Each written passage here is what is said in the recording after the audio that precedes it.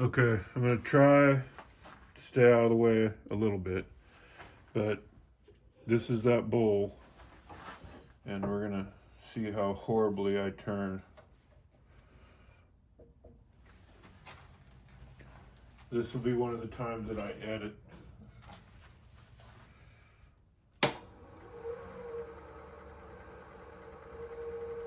I'm just trying to get that centerpiece out, and then I always turn like this. I always leave the center in as long as I can, and then pull it out afterwards. Just because I've had pieces come out of chucks before. It's just something that I always do.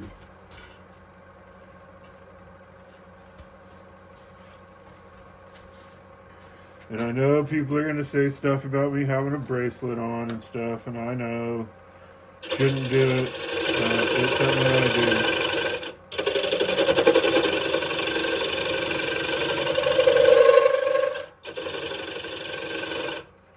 So I use this, this is a #1 hollower, I think, but it's easy wood. But I use it to hog out a lot.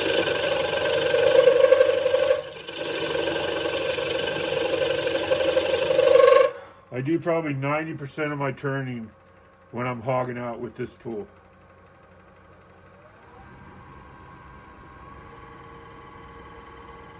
My finished cuts will be with a regular gouge.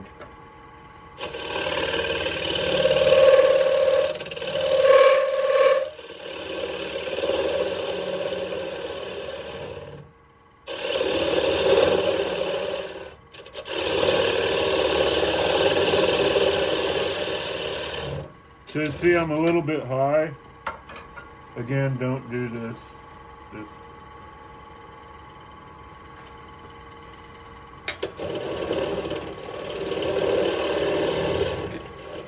So I always push to the center when I'm doing this.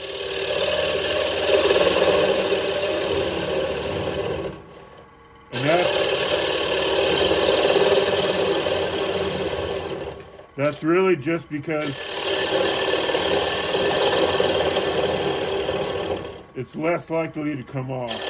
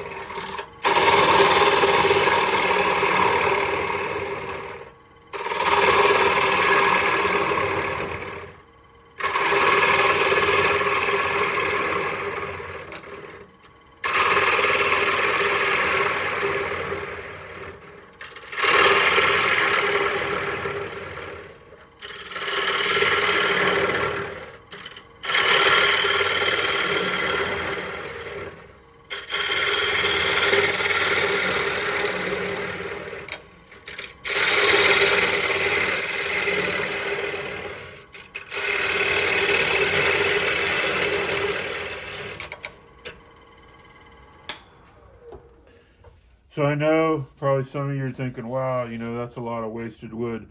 But this had a big crack that was right in the middle that went, fairly deep. It was actually off to one side. So I have a bowl saver that I can core out, and normally I would have done that, but that big crack, it would have come apart when I was trying to core it. And I've had that happen before, and it's not fun. So that's why I'm just hogging all this material out like this. Again, it's just something that, something I have to do because of the piece of wood. And this is that piece of cherry. It's in the previous video. And it wasn't processed properly. And that was my fault, not anybody else's fault. But, so So word to the wise, process your lumber, man. Get it painted and sealed up as quickly as you can after you cut it, because you'll end up losing a lot of beautiful wood, which is kind of what I did. I think I'm right at 1100, and this is a Powermatic lathe.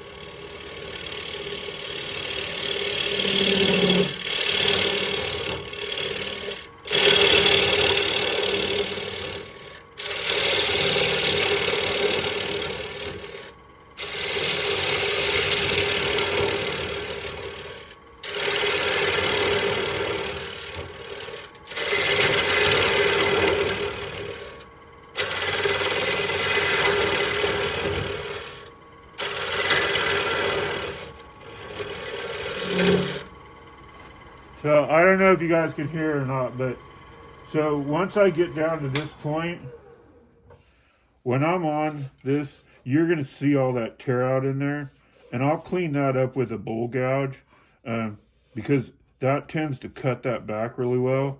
Now, I am by no means any kind of professional turner, but I have found some things that work for me. And when I cut, once I get to this stage, I don't pull back out up on this edge. I try to get everything worked on these edges as they're getting thin. Because even though I'm leaving this one a little bit thicker, what ends up happening to me anyway is I start getting chatter out here because it seems like it moves, just because it's getting thinner. So if you work from the top edge back a little bit at a time as you go down, then you'll get that rigidity that is held in the bottom, right? So go down a little bit at a time, and as you go down, don't go back to that area. Now, I can usually run a really couple of passes that go through here with a bowl gouge and be okay, which is normally what I do. But I don't try to work it a lot, because you just end up getting a bunch of chatter marks. And then it's just more and more of that fun sanding. The other thing is, when I get down here, I always work towards the bottom, like towards the center. I try not to pull back, very much at all. Sometimes I will, but not very often, because it keeps the pressure to the center. It's less likely to come out of the chuck. That's what I think.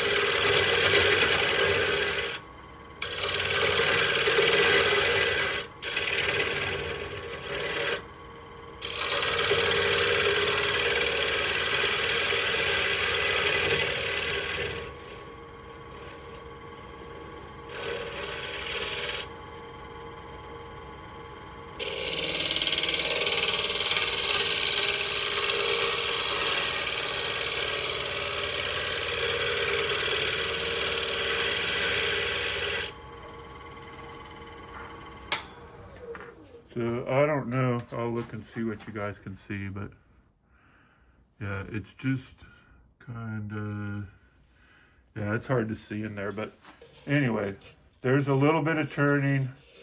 Hope it made somebody happy.